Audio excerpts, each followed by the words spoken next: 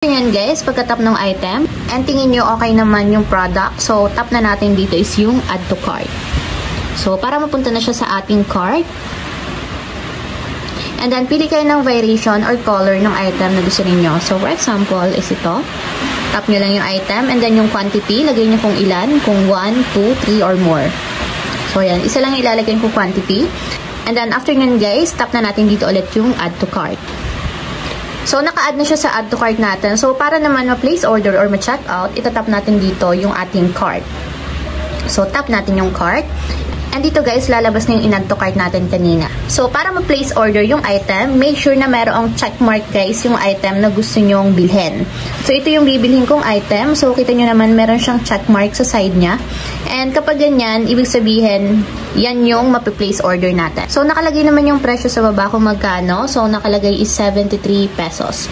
So, nakalagay din dito is 73. So, para ma-place order, tap na natin dito guys yung check out. So, may 280 minimum spend siya guys. Kung makaka-purchase kayo ng 280 pesos, makaka-discount daw kayo guys ng 75% off.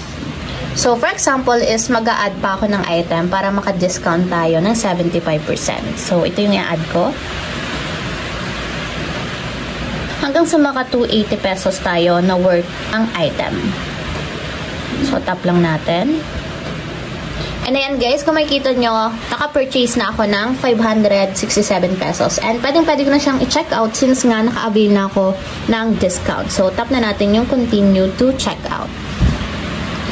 And ayan guys, dito sa order summary or summary details ng ating item. So, punta lang tayo dito sa section ng payment method. So, para sa COD or cash on delivery, i-enable lang natin yung COD. So, make sure guys na yun yung naka-enable.